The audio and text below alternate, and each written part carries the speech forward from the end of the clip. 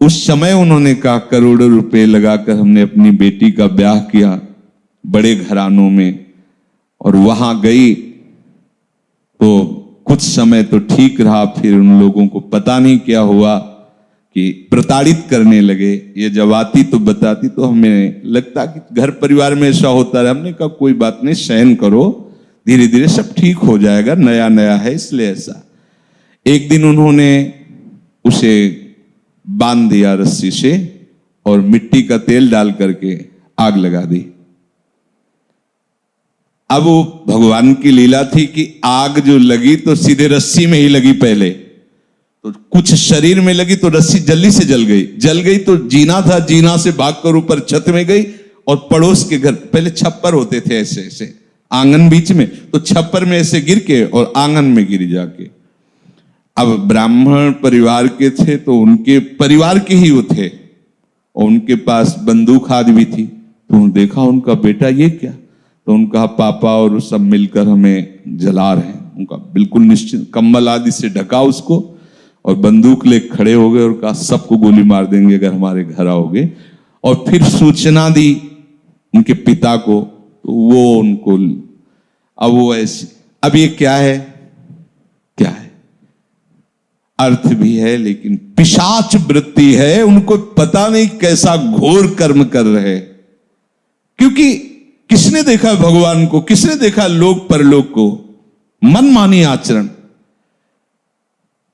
कोई भी पाप प्रवृत्ति करने में उनको शर्म नहीं लगती। ऐसा, अरे तुम्हारी बेटी जब दूसरे के घर जाए ऐसा बर्ताव हो तो तुम्हें कैसा लगे, अरे ये कोई जलाने की वस्तु है।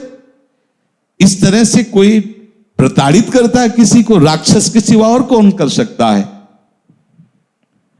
आसुरीम योनिमापन्नो मूढ़ा जन्मनि जन्मनि माम प्राप्य कौन्ते ततो यांत्यधमाम गतिम। भगवान कहते ऐसे लोगों को घोर दुर्गति में देता हूं और बार बार भयानक पीड़ा देता हूं, गलित कुष्ठ, ये वो नर्क, दुनिया की दुर्गति। ना आंख ठीक से खुल रही है, ना शरीर सड़ रहा है, भोग किया मनमानी तो भोग। उस भगवान कह रहे हैं आसुरीम योनिमापन्ना मूढ़ा जन्म, ऐसे मूढ़ों को मैं जन्म जन्मांतर कष्ट देता है, स्वामी बोल रहे हैं स्वयं। तीसरा, ऐसे लोगों को बिल्कुल संग नहीं करना चाहिए जिनका परिचय दे रहे हैं। मेरा कोई क्या बिगाड़ लेगा, मेरा कोई क्या बिगाड़ लेगा, ऐसे संसार का बहुत अहित करने वाले वृत्ति के लोग होते हैं। बहुत अहित कर, मेरा कोई क्या बिगाड़ लेगा, मैं जो करूंगा जो करूंगा। किसी से ये ठीक से बात भी नहीं करते, ऐसे लोग अहंकार से भरे रहते हैं। अभिमान के कारण इनकी शत्रुता ही बढ़ती रहती है।